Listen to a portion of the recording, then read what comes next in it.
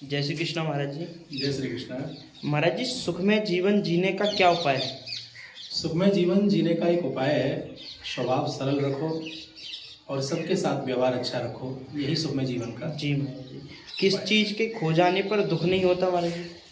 क्रोध के खो जाने पर कभी दुख नहीं होता। जी महाराज जी।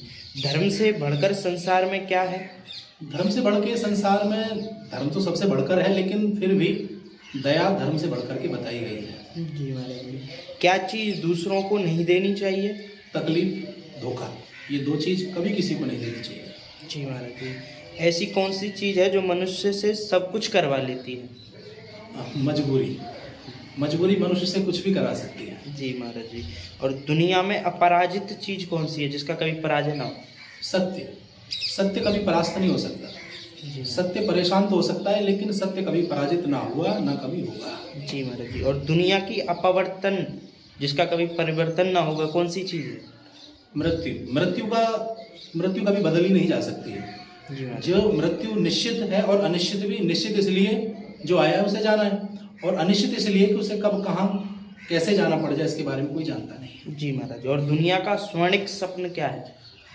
स्वर्णिक या स्वर्णिम? स्वर्णिम। स्वर्णिम जो दुनिया का स्वप्न है वह है जिंदगी, जीवन। जी महाराज जी। और महाराज जी, एक प्रश्न पलक जिंदल जी लुधियाना से किया है। भूलवश यदि हमसे पाप हो जाए तो भगवान सजा देते हैं या माफ कर देते हैं?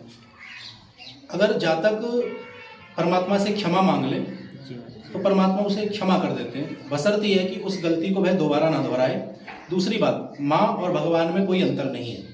जिस प्रकार माँ अपने बुरे से बुरे बच्चे के सारे अपराधों को भी क्षमा करके उसे अपनी गोदी में बिठा लेती है, उसी प्रकार परमात्मा भी जातक के सारे अपराधों को क्षमा कर देते हैं।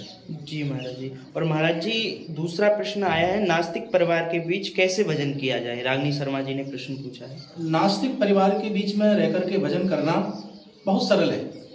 मैं बताना चाहता हूँ रागिनी जी आपको कि भजन कभी भी छपा करके नहीं किया जाता, भजन हमेशा छिपा करके किया जाता है। छुपा करके भजन नहीं किया जाता, दुनिया को दिखा करके भजन नहीं किया जाता। परिवार वाले अपनी मस्ती में मस्त हैं, आप भी अपने भगवान के भजन में मस्त हो सकते हैं, मन ही मन भगवान का सुमिरन भजन कर सकते हो। जी महाराज जी। और महाराज जी, मानव किसे कहते हैं? मानव जो माने हमारे धर्म को, माता पिता को, अपने गुरु के वाक्यों को, गंगा को, गऊ को, परधन को विष के समान माने, पराई स्त्री को माता बहन बेटी की दृष्टि से देखे, वह मानव है। पर हित जो करे वह मानव है, पर पीड़ा को जो समझे जी वह मानव है। जी महाराज जी। महाराज जी, मनुष्य जीवन क्यों मिलता है? मनुष्य जीवन, मानव जीवन हमें परमात्मा की प्राप्ति के लिए मिलता है, सत्कर्म करने के लिए मिलता है, और इस जीवन को कल्याण करने के लिए मिलता है, क्योंकि 84 लाख योनियों के पश्चात ये मानव शरीर प्राप्त होता है। जी महाराज जी।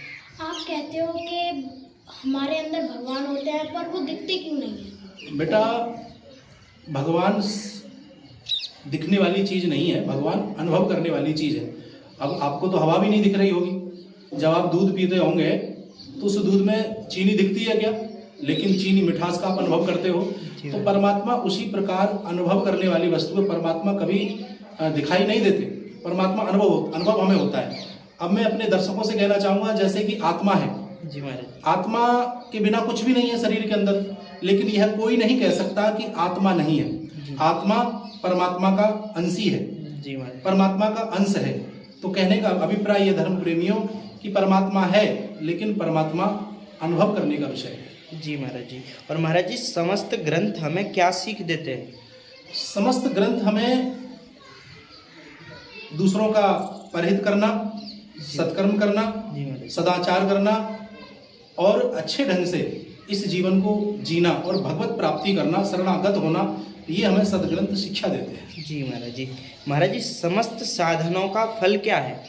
समस्त साधनों का जो फल है वह है प्रभु से प्रेम। जी। हम यज्ञ करते हैं, तप करते हैं, दान करते हैं, तीर्थ करते हैं, बहुत सारे सत्कर्म करते हैं, तो उनका फल है परमात्मा का प्रेम। यदि परमात्मा के चरणों से हमें प्रेम नहीं हुआ है तो समझिएगा अभी हमारे साधनों का हमें फल प्राप्त नहीं हुआ है। जी महाराज जी, बहुत बहुत धन्यवाद महाराज जी।